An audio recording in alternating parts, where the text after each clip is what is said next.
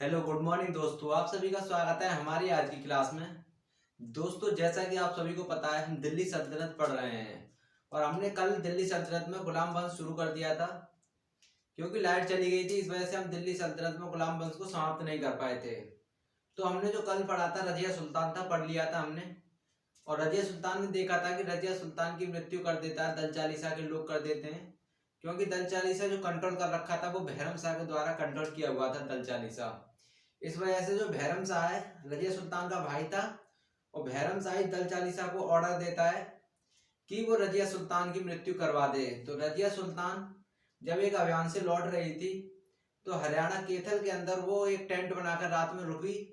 तो जो दल चालीसा के लोग थे उन्होंने उसकी मृत्यु कर दी थी। तो हरियाणा कैथल में ही उसकी मृत्यु हो गई रजिया सुल्तान की, और उसी जगह उसका मकबरा बना दिया गया था। तो ये हमने लास्ट देखा था, लास्ट क्लास में यहाँ तक हमने देख लिया था। अब हम इससे आगे देखेंगे। हमारा टॉपिक चल रहा है मेडिवल इंडिया, और मेडिवल इंडिया में हम पढ़ रहे हैं दिल्ली सल्तनत।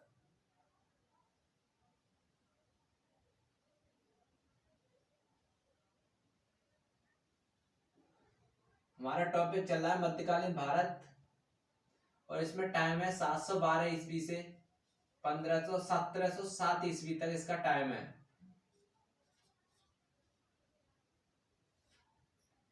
और जो हमारा टॉपिक चल रहा है इसमें इस समय वर्तमान में वो चल रहा है दिल्ली सल्तनत।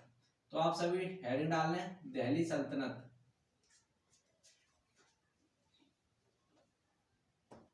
और आप लोगों में से जो लोग नए हों वो कृपया करके पुरानी क्लासें देख लें, जिससे आपको समझ में आता जाए साथ के साथ। दिल्ली सल्तनत, इसका समय काल था 1206 ईस्वी से 1526 ईस्वी तक। ये इसका समय काल है, और ये हमारा पहला टॉपिक है। और आज की जो क्लास है ये हमारी 5वीं क्लास है।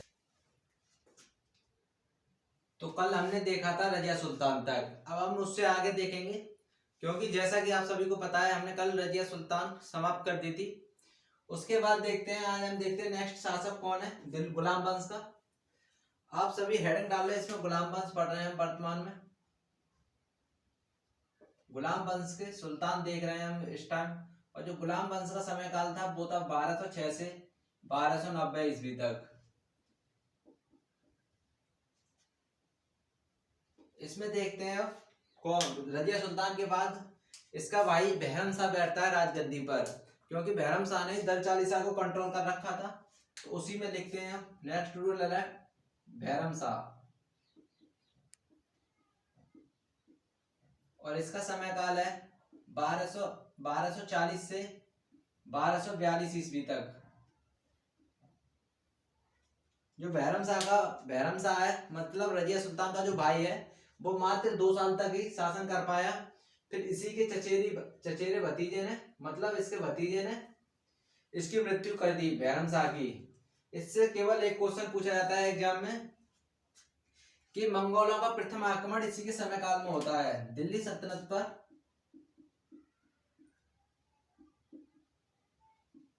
दिल्ली सल्तनत पर प्रथम मंगोल आक्रमण, तो ये आप सभी लोग लिख लें, प्रथम मंगोल आक्रमण। केवल इससे यही एक क्वेश्चन बनता है, ये ज्यादा कोई मतलब अहम भूमिका नहीं निभाता है गुलाम वंश में। केवल गुलाम वंश में 4 से 5 शासक ही अहम भूमिका निभाते हैं, जिनके बारे में हमने एक के बारे में पढ़ लिया है, और बाकी के बारे में पढ़ेंगे। तो इसे लिख लें। इसके बाद बैठता है इसका भाई बहरम शाह का ही भाई गद्दी पर बैठता है। इसके बाद उसके बारे में देखते हैं हम। तो अब नेक्स्ट हेडिंग डालो, महमूद शाह।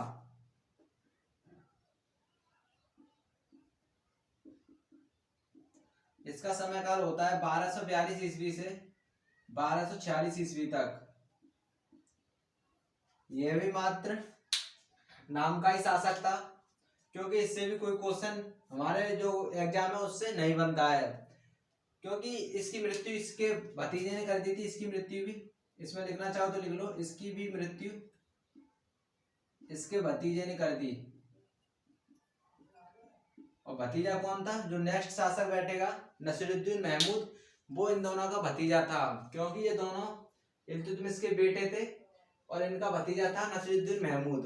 तो अब हम जो देखेंगे नसीरुद्दीन महमूद के बारे में देखेंगे। तो इसको मैं मिटा रहा हूं और साथ के साथ आप लोग नोट्स बनाते चलें, क्योंकि नोट्स बनाएंगे तो आप भविष्य में अगर दोबारा से कभी भूल जाएंगे तो आप रिवीजन करने में आसानी होगी। इसका नेक्स्ट शासक है नसीरुद्दीन।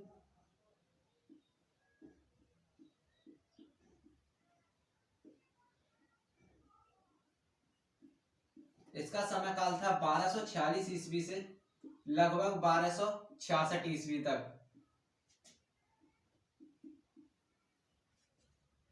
ये नसीरुद्दीन महमूद इसमें शासन करता है और नसीरुद्दीन महमूद ही अपना एक वजीर नियुक्त करता है, जो बाद में वजीरी बलबन ये अपने एक वजीर को नियुक्त करता है जिसका नाम होता है गयासुद्दीन बलबन। इसके नीचे लिख लो, ये अपना वजीर नियुक्त करता है बलबन को और बलबनी उपाधि लेता है। बलबन को उपाधि दी इसी ने उलूग खां की। अब आप लोग पूछेंगे वजीर क्या होता है, तो वजीर इसमें प्रधानमंत्री की भूमिका निभाता है। दिल्ली सल्तनत में वजीर का मतलब होता है प्रधानमंत्री। तो इसमें नसीरुद्दीन महमूद ने वजीर बनाया बलबन को और नसीरुद्दीन महमूद ने इसको उपाधि दी उलूग खां की। उलूग खां का मतलब ये होता है कि जहां का देवता। तो अब इसके बाद देखेंगे हम, इसके बाद नेक्स्ट रूलर डारो जो इम्पोर्टेंट है। नसीरुद्दीन महमूद की मृत्यु करा देता है बलबन और बलबन बैठ जाता है गद्दी पर। तो अब इसमें लिखो गयासुद्दीन बलबन। गयासुद्दीन बलबन हमारे एग्जाम से संबंधित है, इस वजह से हम इसको अच्छे से डिटेल से समझेंगे। हेडिंग डालो गयासुद्दीन बलबन।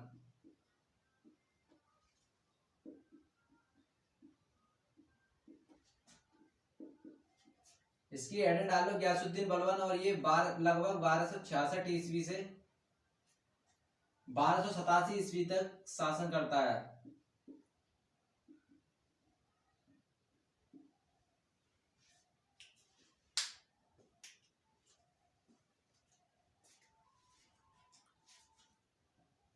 क्योंकि गयासुद्दीन बलबन को पता थी अगर मुझे शासन करना है लंबे समय तक तो सबसे पहले तो इन दल चालीसा के लोगों को मरवाना पड़ेगा, क्योंकि जो दल चालीसा के लोग थे वो बहुत ज्यादा शक्तिशाली हो गए थे और उन पर जो सुल्तान थे उनका नियंत्रण खो बैठा था। क्योंकि जो दल चालीसा था या तुर्कानी चहलगामी जो था उसका जो इसकी स्थापना की थी वो तो की थी इल्तुतमिश ने।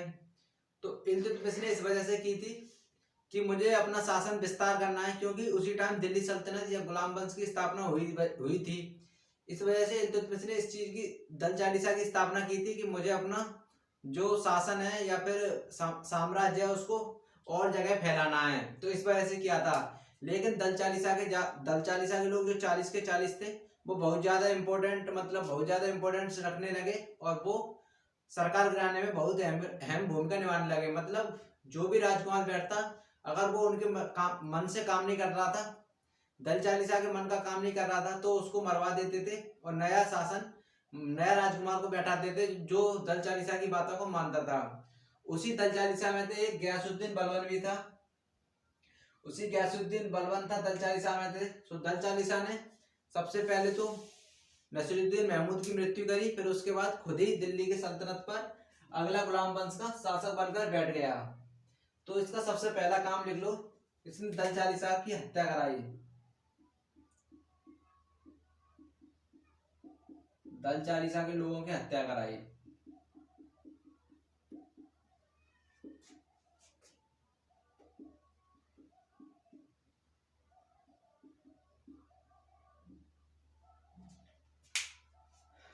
क्योंकि इसने दल चालीसा के लोगों की हत्या करा दी थी गयासुद्दीन बलबन ने, इसी वजह से जो दिल्ली की जनता इससे बहुत ज्यादा नाराज हो गई।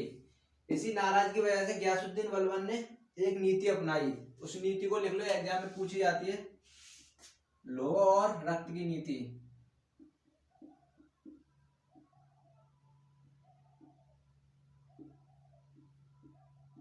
अब ये क्या होती है लोहा और रक्त की नीति?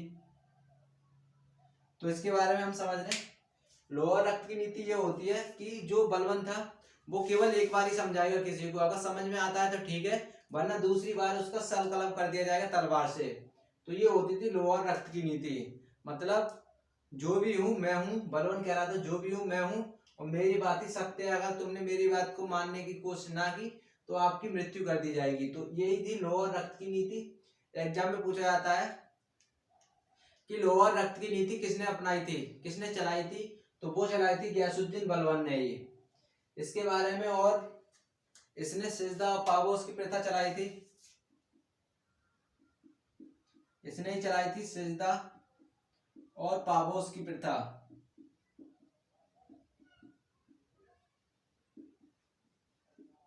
अभी सिजदा पाबोस क्या होता है, तो सिजदा के अंदर होता है जैसे कोई राजा से मिलने आएगा तो पहले तो उससे आकर घुटने के बल बैठकर पहले उसको सलाम करेगा, फिर उसके बाद पागोस का मतलब होता है उसके पैरों में गिरकर उसके पैर चूमेगा, ये होता है सिजदा पागोस।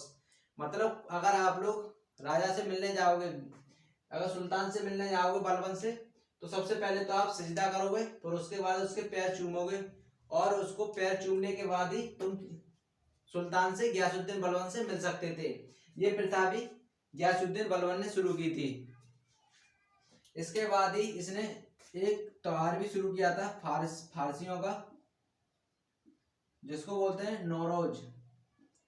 नौरोज त्योहार शुरू किया था इसने, नौरोज। ये फारसियों का नव वर्ष होता है।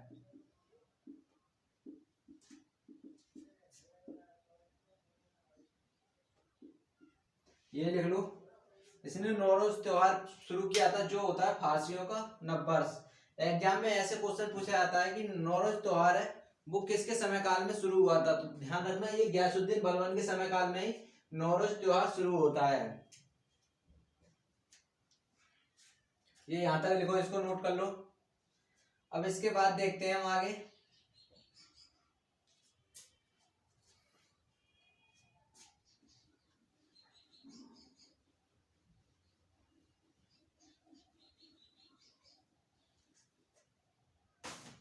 बारह सौ सतासी ईस्वी में होता है मंगोलों का द्वितीय आक्रमण।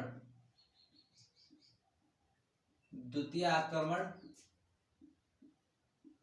मंगोल।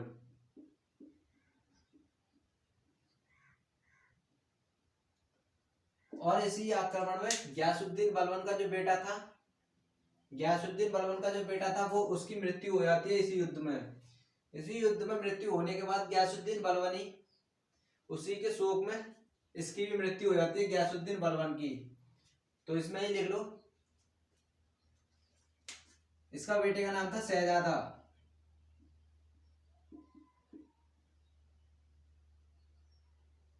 इसकी मृत्यु हो जाती है, तो इसी के शोक में बलबन की भी मृत्यु हो जाती है। ये भी लिख लो आप सभी।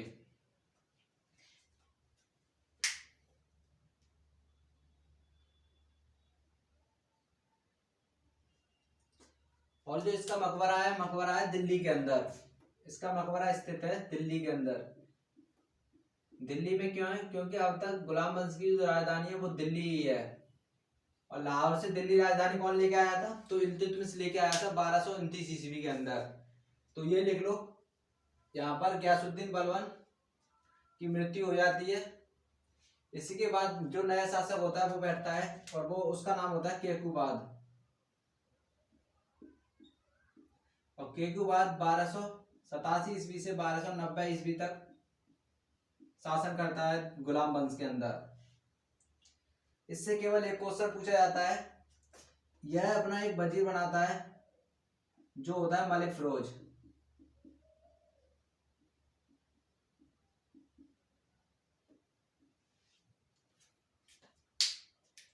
और जो मलिक फिरोज है ये बहुत ही चालाकी से अपनी बेटी की शादी केकुबाद से करा देता है।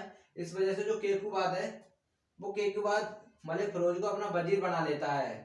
अब मलिक फिरोज ही इसकी फिर 1290 ईस्वी में इसकी मृत्यु करा देता है, क्योंकि ये जो केकूबाद है मलिक फिरोज की बात नहीं मानता, तो जो मलिक फिरोज है केकूबाद की 1290 ईस्वी में मृत्यु करा देता है और मलिक फिरोज ही नेक्स्ट शासक को बैठाता है गुलाम वंश में, और जिसका नाम था कैमूर्स।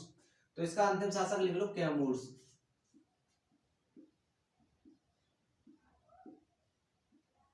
अंतिम शासक।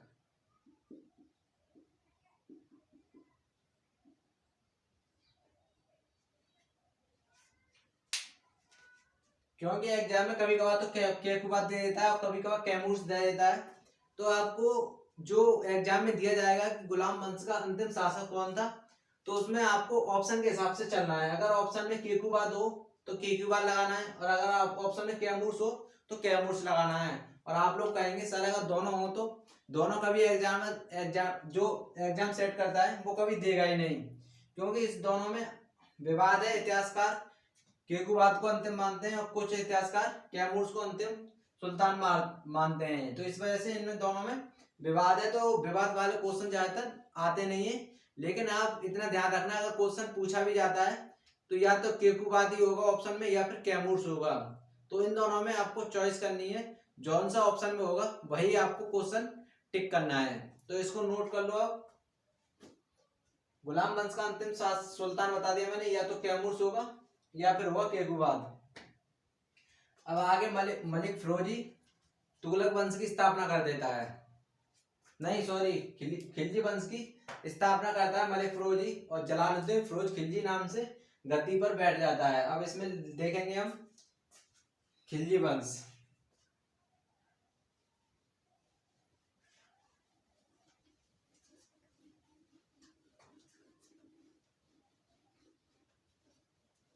और आप सभी साथ के साथ नोट्स बनाते चलना।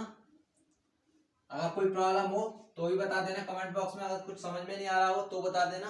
अब हेडिंग डालो खिलजी वंश।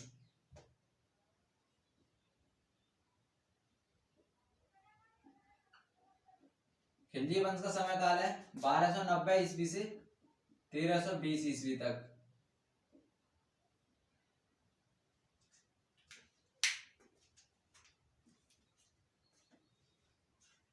हेडिंग डाल लो सभी आप लोग खिलजी वंश, और इसके नीचे लिखो यह दिल्ली सल्तनत का सबसे छोटा समय काल था। यह दिल्ली सल्तनत का सबसे छोटा समय काल।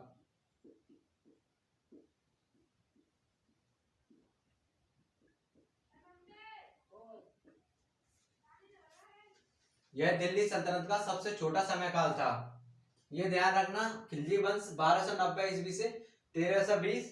और एग्जाम में सीधा किससे क्वेश्चन पूछ लिया जाता है कि दिल्ली सल्तनत में सबसे छोटा समय काल किसका था, तो वो था खिलजी वंश का। तो ये जरूर लिख लेना, क्योंकि सीधा क्वेश्चन पूछा जाता है इससे। और इसके फाउंडर देखते हैं, फाउंडर कौन है इसका। तो इसका फाउंडर या फिर संस्थापक जिसको बोलते हैं, इसका संस्थापक था जलालुद्दीन फिरोज खिलजी। जलालुद्दीन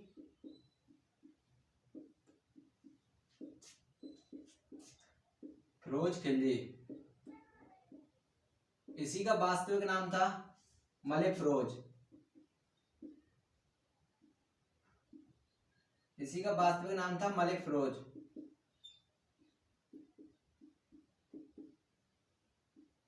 ये सभी लिख लें आप। इसका संस्थापक जो था वो तो था जलालुद्दीन खिलजी, और इसका जो वास्तविक नाम था वो था मलिक फिरोज।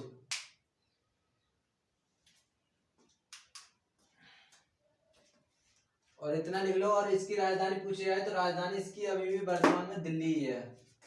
राजधानी इसकी है दिल्ली।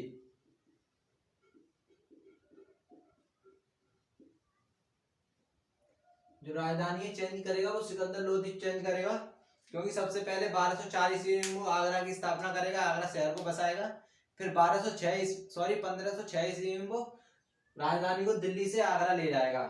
फिर उसके बाद मुगल काल में आगरा ही राजधानी रहेगी। आगरा राजधानी को जब वो अकबर बैठेगा राजगद्दी पर, तो अकबर ही आगरा राजधानी से फतेहपुर सीकरी ले जाएगा करीब 1573 ईस्वी के समथिंग। तो अब जो राजधानी है वो अभी तक लोधी वंश तक दिल्ली ही राजधानी रहेगी, इसमें कंफ्यूजन मत लेना। और एग्जाम में क्वेश्चन पूछा जाता है कि दिल्ली सल्तनत की सबसे पहली राजधानी क्या थी।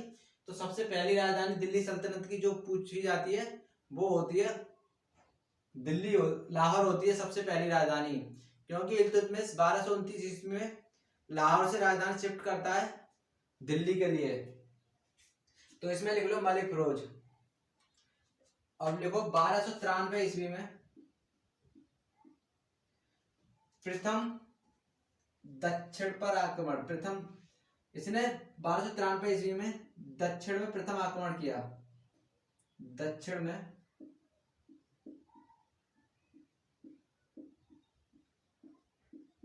प्रथम आक्रमण किया। क्वेश्चन में पूछा जाता है कि दक्षिण में आक्रमण करने वाला प्रथम शासक कौन था। तो वो था जलालुद्दीन फिरोज खिलजी, पहला शासक था जिसने दक्षिण में आक्रमण किया था। और ये कहां पर किया था, तो ये देवगिरी के ऊपर आक्रमण किया था 1293 ईस्वी में। तो ये ध्यान रखना, ये पूछा जाता है कि दक्षिण में प्रथम आक्रमण किसने किया था, तो वो किया था इसी के द्वारा किया गया था 1293 ईस्वी में। और एग्जाम में पूछा जाता है कि प्रथम मुस्लिम आक्रमण भी था ये दक्षिण में, तो इसको भी लिख सकते हो आप। लिखो प्रथम मुस्लिम आक्रमण, दक्षिण के अंदर प्रथम मुस्लिम आक्रमण जलालुद्दीन फिरोज खिलजी के द्वारा किया गया। दक्षिण में मुसलमानों के द्वारा प्रथम आक्रमण जलालुद्दीन फिरोज खिलजी के द्वारा किया गया। इसका एक भतीजा था, जिसका नाम था भतीजा, या बाद में इसने शादी करा दी थी अपनी बेटी की, जिसका नाम था अलाउद्दीन खिलजी।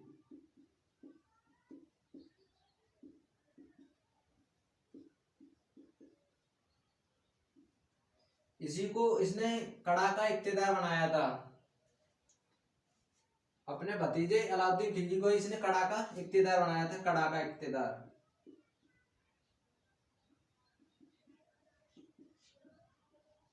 ये लिख लो, इसी ने अपने भतीजे को अलाउद्दीन खिलजी को, जैसे मैं लिख रहा हूं वैसे ही लिखते जाओ तुम, सेम टू सेम, क्योंकि एग्जाम में पाई चार्ट से अगर जितना देखेंगे हम तो उतना ज्यादा याद रहता है हम लोगों को। तो ऐसे का ऐसा ही लिखते जाओ जैसा मैं लिखवा रहा हूं, तो ये ध्यान रखना, जैसा लिखवा रहा हूं वैसा का वैसा ही लिखते जाओ। इसका भतीजा ये दामाद था अलाउद्दीन खिलजी, जो बाद में इसकी राजगद्दी पर बैठता है जलालुद्दीन फिरोज खिलजी को मरवाकर। जलालुद्दीन फिरोज खिलजी का समय काल लिख लो 1290 ईस्वी से 1296।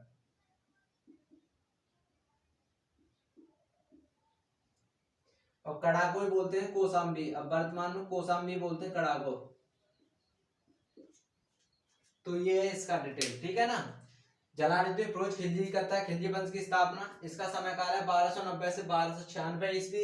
इसका वास्तविक नाम है मलिक फिरोज, और इसने ही भारत में सबसे पहले दक्षिण में आक्रमण किया था। तो एग्जाम में पूछा जाता है प्रथम मुस्लिम दक्षिण आक्रमणकारी कौन था, तो वो था जलालुद्दीन फिरोज खिलजी। तो इसको ध्यान रखना आप लोग,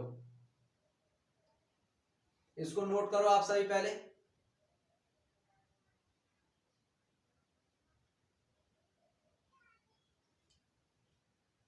अब इसमें लिखो 1296 ईस्वी में इसकी मृत्यु अलाउद्दीन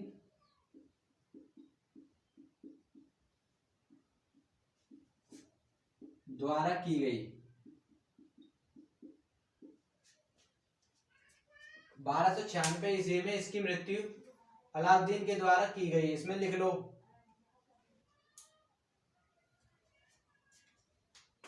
अब इसके बाद देखते हैं नेक्स्ट,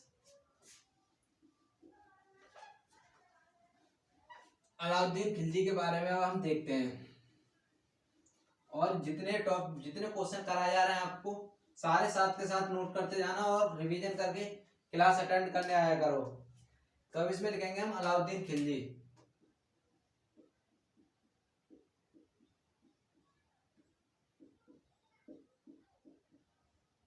इसका समय काल था 1296 ईस्वी से 1316 ईस्वी तक।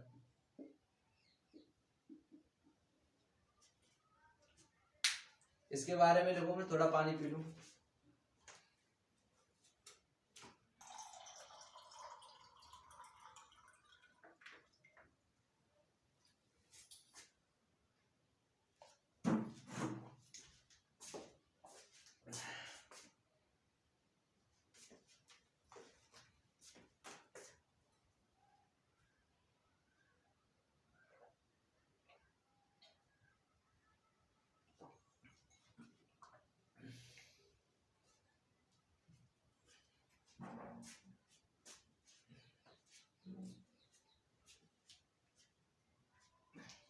अब हम देखेंगे अलाउद्दीन खिलजी के बारे में। तो अलाउद्दीन खिलजी का जो समय काल था वो 1296 ईस्वी से 1316 ईस्वी तक समय काल था। केवल खिलजी वंश में हमको दो इंपोर्टेंट नाम पढ़ने होते हैं। पहला एक जलालुद्दीन फिरोज खिलजी और दूसरा होता है अलाउद्दीन खिलजी। जलालुद्दीन फिरोज खिलजी क्यों इंपोर्टेंट है? क्योंकि इसने सबसे पहले दक्षिण भारत में आक्रमण किया था, इस वजह से इंपोर्टेंट है। और अब देखते हैं अलाउद्दीन खिलजी को हम। अलाउद्दीन खिलजी सबसे पहले देखते हैं हम जो जोधपुर का अभिलेख है। जोधपुर का अभिलेख, जोधपुर एग्जाम पूछा जाता है कि जोधपुर का अभिलेख का संबंध किस दिल्ली सल्तनत के सुल्तान से या फिर किस शासक से है। तो इसका सुल्तान जोधपुर अभिलेख का संबंध है अलाउद्दीन खिलजी से। और इसी जोधपुर अभिलेख में इसकी तुलना देवताओं से की गई है। इसकी तुलना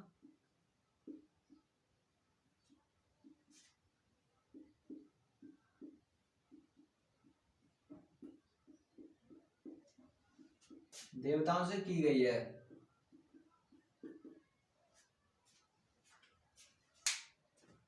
ये लिखो। इसके बाद नेक्स्ट, दिल्ली सल्तनत में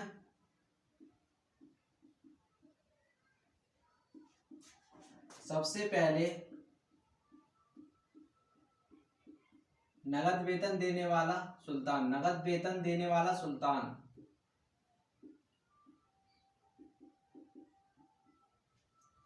और इसी ने सबसे पहले स्थायी सेना भी रखी थी। इसी ने सबसे पहले स्थायी सेना रखी थी, क्योंकि अब तक जितने सुल्तान रहे थे वो केवल हर किसी को समय के अनुसार हर किसी को सेना में बुला लेते थे, चाहे वो कुमार हो या कोई भी हो। लेकिन इसने अलाउद्दीन खिलजी जो था, इसने सबसे पहले स्थायी सेना रखी और उनको ट्रेंड किया और उनको सैनिक की तरह, मतलब सैनिक की तरह उनको कंपलसरी कर दिया कि उनको सेना में ही रहना, उनको सेना के अलावा कोई और काम नहीं करना। क्योंकि जो और बाकी पहले के सुल्तान थे वो उनको सेना के टाइम पर तब लिया करते थे जब आक्रमण या फिर युद्ध होना था।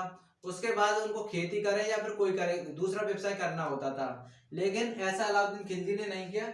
इसने अपनी स्थायी सेना बनाई और स्थायी सेना बनाई और उसके साथ इसने नगद वेतन की देने की भी शुरुआत की थी। तो ये अलाउद्दीन खिलजी, इसके बारे में लिखो। और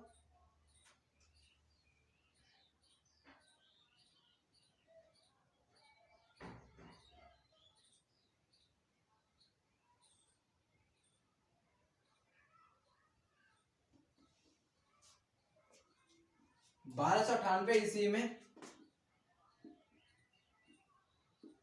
1298 ईस्वी में ये गया गुजरात अभियान पर। ये गुजरात अभियान वही अभियान है जिस पर सबसे पहले गुजरात पर ये गया 25 ईस्वी में महमूद गजनवी ने आक्रमण किया था और गुजरात के सोमनाथ मंदिर से दरवाजा लूट कर ले गया था। लेकिन दरवाजा लूट कर ले तो गया था ये, इससे महमूद गजनवी था उससे लूट लिया था। जाटों के द्वारा उससे दरवाजा लूट लिया गया था और उसी पर फिर दोबारा से मोहम्मद गौरी जब आया था उसने भी 1178 ईस्वी में आक्रमण किया था। जब अलाउद्दीन खिलजी आया तो 1298 ईस्वी में इसने भी गुजरात के पास अभियान किया था। और इसी गुजरात के अभियान पर करते टाइम ये एक बंदे को लेके आया था, इसका नाम था मलिक काफूर। ये एक गुलाम था। ये क्या था? तो ये एक गुलाम था, इसको खरीद के लाया था। ये गुजरात अभियान पर गया था तब। अगर आपने मूवी देखी हो पद्मावत, तो पद्मावत में ऐसा दिखाया गया है। जो इसका जो जलालुद्दीन फिरोज खिलजी था वो जलालुद्दीन फिरोज खिलजी अलाउद्दीन खिलजी को देता है इसको गिफ्ट, मलिक काफूर को। लेकिन ऐसा कुछ नहीं है, मूवी में कुछ भी दिखा देते हैं। तो इसमें गुजरात का अभियान करने गया था अलाउद्दीन खिलजी, तब इसको मलिक काफूर को लेके आया था वहां से खरीद कर, और इसको 1000 दिनार में खरीदा था। इस वजह से इसको 1000 दिनारी भी बोलते हैं। इसको 1000 दिनार में खरीदा था, इस वजह से इसको 1000 दिनारी भी बोला जाता है। तो एग्जाम में पूछा जाता है कि 1000 दिनारी किसका नाम है। एग्जाम में पूछा जाता है कि 1000 दिनारी किसका नाम है, तो मलिक काफूर का ही नाम 1000 दिनारी था। इसके बाद और देखते हैं आगे।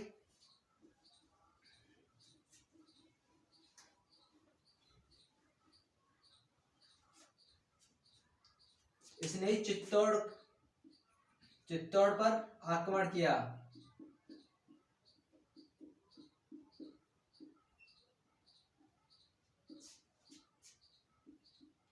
इसने चित्तौड़ पर आक्रमण किया 6 महीने तक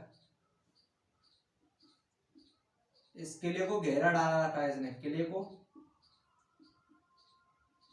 घेरा रखा।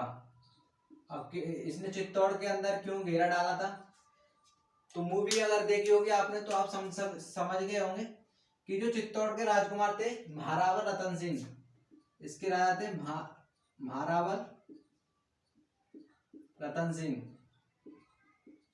इनकी पत्नी थी पद्मावती। तो किसी ने बताया था अलाउद्दीन खिलजी को कि जो पद्मावती है वो बहुत सुंदर है। तो इसी वजह से अलाउद्दीन खिलजी ने जो चित्तौड़ का किला था उसका जो घेरा डाला था, 6 महीने तक इसने घेरा डाला रखा था। और चित्तौड़ के जो उस समय वर्तमान में जो शासक थे उस समय थे महारावल रतन सिंह। तो इनके बीच में फिर आगे चल के एक सुलह होती है। उसमें जो अलाउद्दीन खिलजी है वो उसको विद्रोह कर देता है और अलाउद्दीन खिलजी महारावल रतन सिंह को अगवा कर ले जाता है। उसके बाद इनमें होता है एक युद्ध में महारावल रतन सिंह मारे जाते हैं। और इसी युद्ध के मारे जाने के बाद जो पद्मावती है ये जौहर कर लेती है। तो अलाउद्दीन खिलजी पहली बार देखता है, जौहर के दर्शन करता है, क्योंकि जो पद्मावती थी वो अब जितनी भी महिला थी किला के अंदर सभी महिलाओं के साथ जौहर कर लेती हैं। अब जौहर का मतलब क्या होता है? तो जौहर को समझ लो। जौहर होता है कि अपनी मर्जी से कोई महिला आग में कूदकर मृत्यु कर ले। अपनी मर्जी से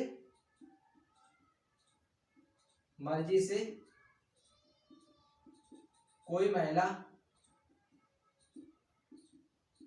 आग में कूदकर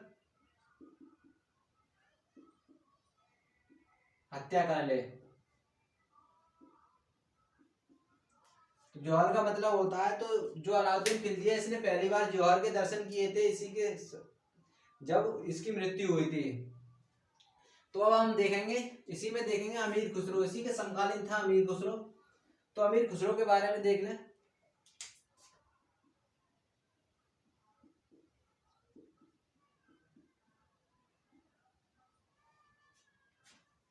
अमीर खुसरो को सबसे पहले तो दो उपाधियां दी गई थी। एक दी गई थी तोताए हिंद की उपाधि। इसी को तोताए हिंद या तूतीय हिंद बोला जाता है, तूतीय हिंद। तो इसको दो उपाधि दी गई थी। एक दी गई थी तोताए हिंद और दूसरी उपाधि दी गई थी तूतीय हिंद। तूतीय हिंद इसलिए उपाधि दी गई थी क्योंकि ये बहुत अच्छा गाता था और इसकी तूती बोलती थी उस टाइम। और तोताए हिंद इस वजह से क्योंकि इसकी जो आवाज थी वो बहुत सुरीली और मीठी थी। इसको नोट करो। इसके बाद आगे देखते हैं हम।